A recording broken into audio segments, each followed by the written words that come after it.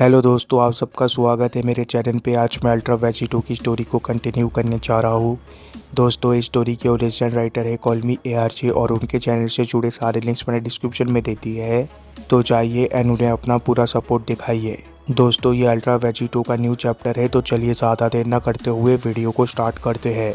Goku हमेशा की तरह ही यहाँ पर भी खाना खा रहा होता है।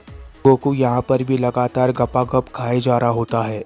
वेजिटा बोलता है कि क्या करोट बेवकूफ़ काई के, क्या तुम एक सेकंड के लिए भी खाना खाना रोक सकते हो? हमें यहाँ पर खाना खाने की कोई भी ज़रूरत नहीं है। गोकू बोलते हैं कि इसमें नाराज़ होने की क्या बात है वेजिटा, क्या तुम्हें भी थोड़ा सा खाना चाहिए? यहाँ पर काफ़ी सारा खाना पड़ा हुआ है, तुम ले सकते हो। और वैसे भी खाना खाने के अलावा यहाँ पर बैठकर हम कर भी क्या सकते हैं? थोड़ा सा एंजॉय कर लो वेजिटा, ऐसा मौका बार बार नहीं मिलता। जवाब में वेजिटा बोलता है कि तुमने बिल्कुल सही कहा कैकरोट, हमारे पास यहाँ पर कुछ भी बचा नहीं है करने के लिए। हम किसी भी चीज़ को यहाँ से नहीं बचा सकते। हम बस यहाँ पर एक गुलाम बनकर रह चुके हैं, जैसा कि हम पहले हुआ करते थे। और हमेशा की तरह उसने अपना काम भी ख़त्म नहीं किया, और उसके इसी फेलियर के वजह से अब हमें इस टूर्नामेंट का भी हिस्सा बनना पड़ेगा। तुम्हें नहीं लगता कि हमें यहाँ पर हाथ रख के बैठना नहीं चाहिए और यहाँ से निकलने का कोई इंतज़ाम करना चाहिए? जवाब में गोकू बोलता है कि इस बारे में मैं कर भी क्या सकता हूँ। आखिर तुम चाहते क्या हो वेजिटा, मैं भी तो तुम्हारी तरह यहाँ पर फंसा हुआ हूँ। लूसीफ को हराने के लिए हमें उसके साथ फ्यूज़ होना ही पड़ेगा। कम से कम अब वो इस लड़ाई को अर्थ से और यूनिवर्स 7 से तो दूर लेकर आया है, तो इसका मतलब तो यह है कि टेक्निकली उसने हमारी दुनिया को दोबारा बचा लिया है। जवाब में वेजिटा बोलता है कि नहीं बेवकूफ़ कहीं के, मुझे पता है कि लूसीफ जा चुका है, पर राइम मर्जर अभी भी एक्टिव है।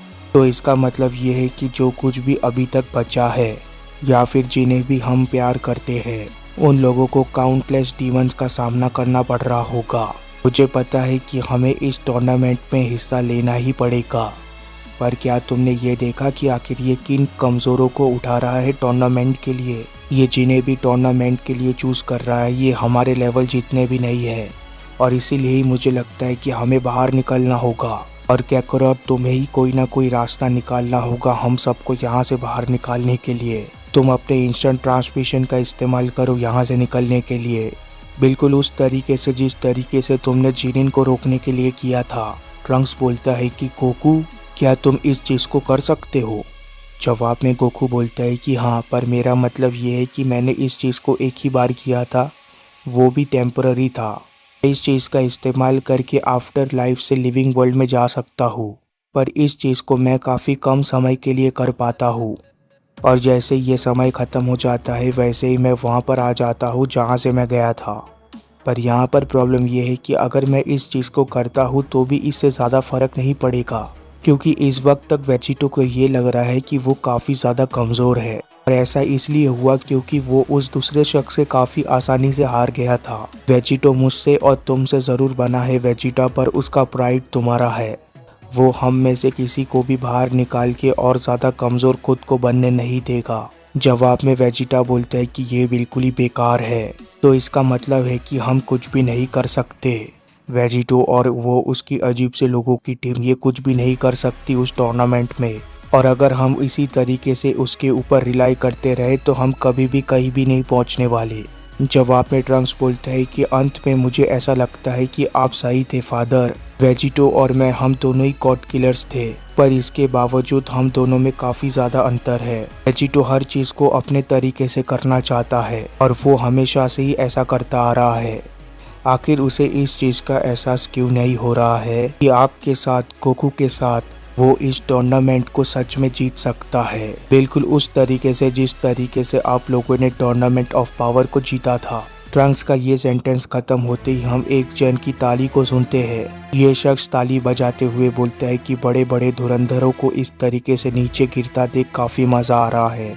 लगता है कि अब तुम सब लोगों को पता लग चुका है कि कैद में रहना कैसा लगता है। ये शख्स होता है ब्लैक। ब्लैक बोलता है कि मैं इस चीज़ का दावा कर सकता हूँ कि तुम लोगों ने काफ़ी ज़्यादा एंजॉय किया होगा जब तक तुम लोग बाहर थे, और जैसे ही वेजिटो वापस आ गया उसने तुम लोगों को फिर से अपने अंदर ले लिया। पर लगता है कि तुम लोग सीख चुके हो। देखने से ऐसा लगता है कि तुम सेयन्स भी बिल्कुल ही मेरे जैसे हो। उसने तुम्हें बाहर इसलिए किया था ताकि वो जब तक वापस नहीं आता तुम उसकी दुनिया को बचा सको। उसने तुम्हारा इस्तेमाल अपने मतलब के लिए किया। इस चीज को फील करके कैसा लग रहा है तुम लोगों को? बुरा लग रहा है ना? तुम लोगों को अब इतना बुरा लग रहा है कि तुम्हारी लड़ने की स्पिरिट ही पूरी तरीके से खत्म हो चुकी है। देखने से ऐसा लगता है कि तुम सेयन्स ने अपने मौत को एक्सेप्ट कर लिया है और इसमें तुम लोगों की कोई गलती भी नहीं है। वो बेवकूफ मॉर्टल आखिर ऐसा सोच भी कैसे सकता है कि वो अब एल्डर गॉड को हरा सकता है? शायद उसने अपने दिमाग को पूरी तरीके से खो दिया है। वो तो लूसिफ तक का सामना नहीं कर पाया। तो क्या सच में उसे ऐसा लगता है कि वो इस तरीके के टूर्नामेंट को जीत सकता है? वहाँ पर कोई बू ऑब्जॉर्प्शन भी नहीं होगा, ना ही कोई टाइम रिंग्स का इस्तेमाल कर पाएगा, जिसका मतलब ये है कि हम सबका राम राम सत्य हो चुका है। पर तुम लोग इस चीज को होने से रोक सकते हो और उस बेवकूफ सेयन को इस टूर्नामेंट को जीतने में मदद कर सकते हो, यहाँ से रहते हुए भी। इस बात को सुनकर सभी के सभी सेयन्स हैरान रह जाते हैं। आगे ब्लैक एक्सप्लेन करते हुए बोलता है कि तुम दोनों इतने भी बूढ़े नहीं हो चुके हो कि तुम याद नहीं रख सकते। तुम्हें याद होना चाहिए कि आखिर पहली बार ही वेजिटो इतना ज्यादा ताकतवर कैसे बन पाया था। मैं इस बार उस वक्त की बात कर रहा हूँ जब वेजिटो को 10 साल के लिए कैद में रख दिया गया था। आखिर वो 10 साल कैद में होने के बावजूद भी पहले से ताकतवर कैसे बन पाया? वो इतना ज़्यादा ताकतवर बन चुका था कि वो गॉड्स और एंजल्स दोनों का ही सामना कर पा रहा था। वो तुम लोग थे। तुम लोगों ने कॉन्स्टेंटली ट्रेनिंग करके उसे और भी ज़्यादा ताकतवर बनाया और खुद को भी। शायद तुम टूर्नामेंट में पार्टिसिपेट नहीं कर सकते और उस तरीके से नहीं लड़ाई कर सकते जिस तरीके से तुम किया करते थे, पर यहाँ पर रहते हुए भी तुम टूर्नामेंट के रिजल्ट को बदल सकते हो। मुझे इससे कोई भी फर्क नहीं पड़ता क्योंकि मैं तो ऑलरेडी मारा जा चुका हूँ। तुम लोगों के हाथों में अभी भी एक मौका है, इसलिए फैसला तुम्हें करना है। बैग का ये सेंटेंस खत्म होते ही कोको एकदम से बोलता है कि वेजिटा, मुझे लगता है कि इसने अभी तक जो कुछ भी कहा है वो बिल्कुल ही सही है। कोको के इतना बोलते ही कोको एकदम से अपने सेरिफिम आंखों को एक्टिवेट कर लेता है। इसके बाद ही हम वेजिटो के बॉडी से बाहर आ जाते हैं। उस सेयन को देखकर वेजिटो एकदम से बोलता है कि शायद तुम ही वो सेयन होंगे जिसके वजह से हिट ने मुझे यहाँ पर भेजा था। तुम्हारी वो आंखें, तुमने मुझे कुछ देर पहले ये बताया था कि इस वक्त तुम डीमन राइम से आए हो, जिसका मतलब साफ है कि तुम एक। जवाब में वो सेयन बोलता है कि तुमने सही कहा। मेरा मतलब उससे यही था कि मैं एक डेविल हूँ। मैं इस वक्त एक डेविल बन चुका हूँ। इस बात को सुनकर कंबर पूरी तरीके से हैरान रह जाता है। कंबर बोलता है कि ब्रदर, तुम इस वक्त क्या कह रहे हो? आखिर तुम किन चीज़ों से गुजरे हो इन सालों में? वेजिटो बोलता है कि ये तो बिल्कुल ही इम्पॉसिबल है। तुम यहाँ पर कोई फ्यूजन नहीं हो और ना ही तो तुमने यहाँ पर किसी कॉड को अब्सॉर्ब किया है। तुम सिर्फ एक प्लेन सेयन हो। मैं तुमसे तुम्हारा क्रेडिट नहीं लेना चाहता, पर फिर भी मैं तुमसे ये ज़रूर पूछना चाहता हूँ कि आखिर तुम वहाँ से बच के निकले कैसे? यहाँ पर तो कोई राइम मर्जर भी नहीं हुआ है। वेजिटो के इन क्वेश्चन के जवाब में सैलड एकदम से बोलता है कि मुझे तुम्हें एक्सप्लेन करने की ज़रूरत नहीं है। यहाँ पर काफ़ी सारे तरीके मौजूद है जिससे तुम किसी को कैद कर सकते हो, पर मैं उनमें से नहीं हूँ कि मैं किसी के जाल में फंस जाऊँ। सैलड के इतना बोलते ही वो एकदम से अपना हाथ वेजिटो की तरफ करता है। जवाब में वेजिटो बोलते हैं कि हम उस चीज़ को देखेंगे जब तुम एक बार ही कोरोनोआ के साथ आ जाओगे। जैसे ही सैलड वेजिटो तक पहुंचता है वैसे ही वो एकदम से एक ज़बरदस्त अटैक कर देता है वेजिटो के ऊपर। पर इतनी तेज़ी होने के बावजूद वेजिटो उस अटैक को काफ़ी आसानी से डॉज कर देता है। और जैसे ही वेजिटो उसके अटैक को डॉज करता है वैसे ही वेजिटो एक ज़बरदस्त अटैक कर देता है सैलड के ऊपर, और सैलड वेजिटो के उस अटैक को ब्लॉक कर देता है। इस अटैक को ब्लॉक करते ही सैलड बोलता है कि ये तो काफ़ी ज़्यादा ताकतवर है, पर ये इतना भी ज़्यादा ताकतवर नहीं है कि ये मुझे हरा दे। सैलड के इतना बोलते ही वो एकदम से वेजिटो को आसमान की तरफ उड़ा देता है। पर वेजिटो अपने मन के अंदर अब भी सोच रहा होता है कि ये काफ़ी लकी शॉट था बच्चे। सैलड बोलता है कि उस चीज़ के अंदर लकी जैसा कुछ भी मौजूद नहीं था। तुम एक आउट क्लास हो ओल्ड मैन। सैलड के इतना बोलती सैलड एकदम से वेजिटो के चेहरे के ऊपर अपना हाथ रख देता है, और इसके दूसरे ही पल हम देखते हैं कि सैलड एक जबरदस्त एनर्जी अटैक शूट कर देता है वेजिटो के ऊपर। सैलड का ये अटैक इतना ज़्यादा पावरफुल होता है कि हर तरफ सिर्फ धूल और धुआं होता है और हमें वेजिटो कहीं पर भी नहीं दिख रहा होता। पर इसके दूसरे ही पल हम देखते हैं कि धुएं के बीच एक शख्स बाहर आता है। वेजिटो के शरीर का रंग इस बार पूरी तरीके से वाइट हो जाता है। वेजिटो ने किसी सांप की तरह सैलेड की पूरी बॉडी को ग्रैब कर रखा होता है। सैलेड बोलता है कि आखिर ये किस तरीके का अटैक है। जवाब में वेजिटो बोलता है कि इसी तरीके से ट्रू डेविल फाइट करता है बच्चे। तुमने अब बहुत झूठ बोल लिया है बच्चे। मुझे पता लग चुका है कि तुम एक फेक डेविल हो। अब वक्त आ चुका है कि मैं तुम्हें दूसरे डायमेंशन में पहुंचा दूं, और जब मैं तुम्हें वहां पर लेकर चला जाऊंगा तब मैं देखूंगा कि तुम क्या करते हो। और इसके दूसरे ही पल हमें वहां पर एक जबरदस्त ब्लास्ट देखने मिलता है।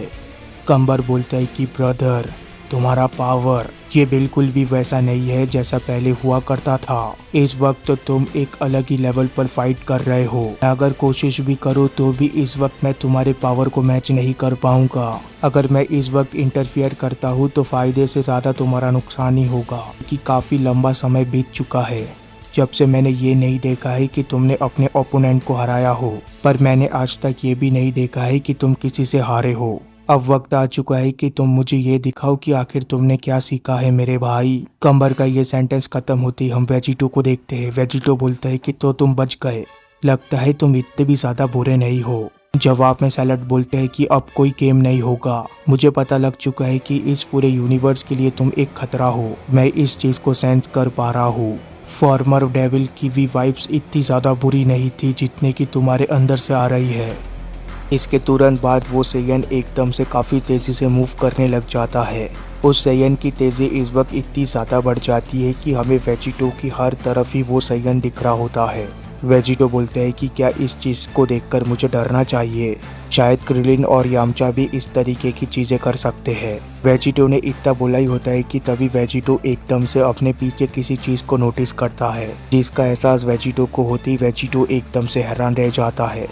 वेजिटो बोलते हैं कि आखिर ये यहाँ पर कहाँ से आया। वेजिटो देखता है कि उसकी तरफ एक बहुत बड़ा एनर्जी अटैक आ रहा होता है, और जैसे ये अटैक वेजिटो को लगता है हमें एक ज़बरदस्त ब्लास्ट देखने मिलता है।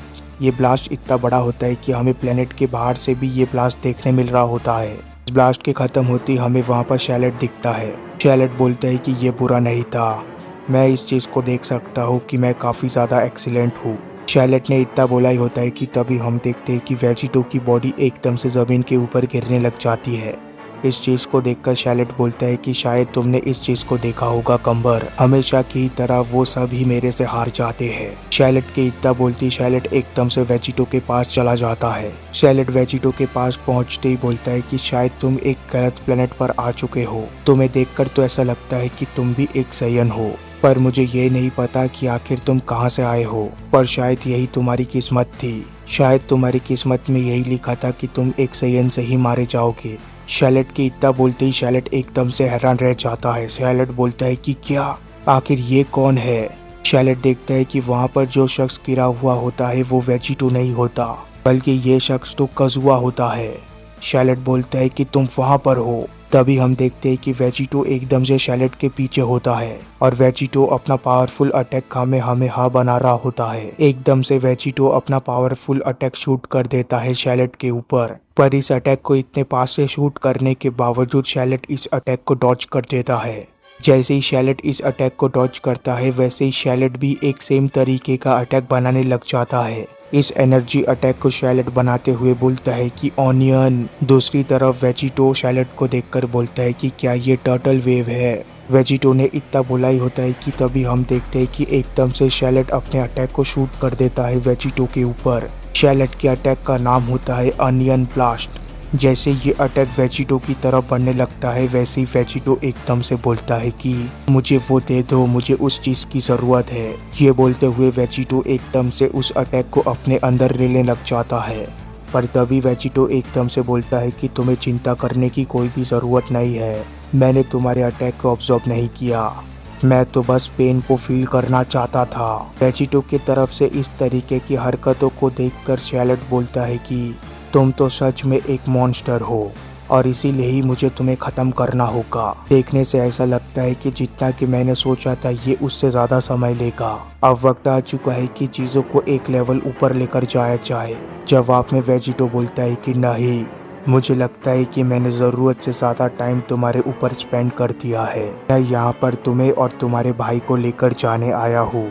शैलेट, तुमने मुझे काफ़ी अच्छी फाइट दी और अपने आप को तुम खुशकिस्मत मानो कि तुम इस फॉर्म को देखने जा रहे हो। वेजिटो के हेयर्स एकदम से बढ़ने लग जाते हैं। अल्टीमेटली हम देखते हैं कि वेजिटो पूरी तरीके से ट्रांसफॉर्म हो जाता है। वेजिटो बोलता है कि तुम इस चीज़ को याद रखना शैलेट, तुम्हें भी इस तरीके के पावर को गेन करना होगा, तभी तुम मेरे कुछ काम आओगे। शैलेट बोलता है कि मैं काम आऊँगा तुम्हारे? आखिर ये किस तरीके की पावर है? क्या ये डेविल के पावर के भी बियॉन्ड जाती है? शैलेट ने इतना बोला ही होता है कि तभी हम देखते हैं कि वेजिटो एकदम से शैलेट के पीछे आ जाता है, जिसे देखकर शैलेट बोलता है कि आखिर तुमने ये कैसे किया? शैलेट ने इतना बोला ही होता है कि तभी वेजिटो एक जबरदस्त अटैक कर देता है शैलेट के ऊपर। यह अटैक इतना जबरदस्त होता है कि शैलेट की हालत ही खराब हो जाती है। शैलेट बोलता है कि आखिर तुमने ऐसा क्यों किया? जवाब में वेजिटो कुछ भी नहीं बोलता और एकदम से मुक्कों और लातों की बौछार कर देता है शैलेट के ऊपर। वेजिटो लगातार शैलेट को पीटे जा रहा होता है। एकदम से काफी तेजी से उड़ते हुए वेजिटो शैलेट के पीछे आकर जबरदस्त अटैक्स लैंड करता है, जिस चीज से शैलेट की हालत काफी ज्यादा खराब हो जाती है। कम्बर बोलता है कि शैलेट आखिर तुम वहाँ पर क्या कर रहे हो? तुम तो कभी भी नहीं हारते। मैं आ रहा हूँ तुम्हें बचाने के लिए ब्रदर। कम्बर के इतना बोलते ही कम्बर एकदम से शैलेट की तरफ जाने लग जाता है। जैसे ही कम्बर शैलेट तक पहुंचने वाला होता है, कम्बर बोलता है कि उसे तुम छोड़ दो। वेजिटो बोलता है कि गलत मूव कम्बर। वेजिटो के इतना बोलते हम देखते हैं कि कम्बर को एक एप्रिशन वर्जन आकर पकड़ लेता है। इस एप्रिशन वर्जन के कम्बर को पकड़ते ही कम्बर बोलता है कि मुझे तुम छोड़ दो जानवर कहीं के। पर कम्बर के लिए चीजें यहीं पर ही खत्म नहीं होती। एकदम से वहाँ पर दूसरा एप्रिशन वर्जन भी आ जाता है। जैसे ही वो एप्रिशन वर्जन कम्बर के सामने आता है, वो एप्रिशन वर्जन एकदम से अटैक कर देता है कम्बर के ऊपर। हम देखते हैं कि उस एप्रिशन वर्जन ने कम्बर के नेक के ऊपर अटैक किया हुआ होता है।